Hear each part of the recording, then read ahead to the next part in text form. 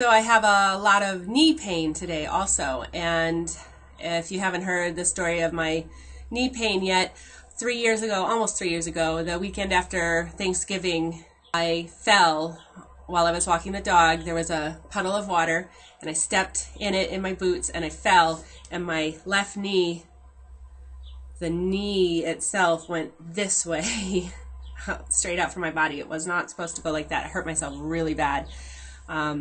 I had to crawl to some lady's house, and she drove me home, me and my dog home in the snow, and my husband had to carry me inside. I never did go to the doctor. I just let it heal for a while, and then I started doing trigger point massage on it. And for the longest time, I thought most of the issue was in my hip. And just recently I found where the issue really is, and it's down by my knee, and I'm going to show you that spot in a second. But what it causes is a feeling in my knee that something's stuck, that a tendon or a muscle or something is stuck, and my knee, if I bend the knee all the way, it'll tear or rip. So I have to kind of walk with a straight leg. And I never could figure out what it was, and just recently I was doing a 30-day challenge where I tried to self-massage my hip every single day, the outside of my left hip every single day, and for some reason doing that allowed me to figure out where the actual trigger point really was. So first I'm going to look in the book, my Bible, and see if it says anything about this trigger point, and then I'm going to show you where the trigger point is and show you how I massage it. Hip, thigh, and knee pain. Pretty sure I looked in the book like a year and a half ago when I started having this issue, and I didn't find anything, but I'm just going to double check. There's nothing. There's a lot of issues with knee pain, but my specific issue does not seem to be in here. Let's see. Side of leg. My specific issue is not in here. So I had to find it myself. So let me show you. So here's my knee. Excuse the unshaved legs. I have a 7-month-old baby. I barely get to eat. I'm certainly not going to waste time shaving my legs until he's a little older. So my pain and the feeling that I was going to tear something in my knee was up here. But I've just found the trigger point, and it's right. Oh, I need to cut my nails and make this a little easier. Let's see if I can find it. Oh, right there. So hopefully you can see that, exactly where that is. Well, if you're trying to find something like this on yourself, the way to do it is you just dig around with your fingers until you find something that hurts so bad you can't even stand it, and that's a trigger point. So, feeling around with my fingers, and there it is. Oh, and it makes, when I press on it, it makes up here in my butt hurt.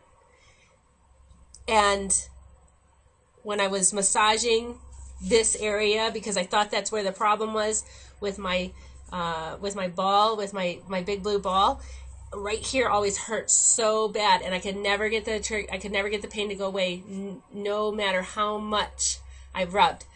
But when I rub down here, since it makes it hurt up here, I know that this is where the problem.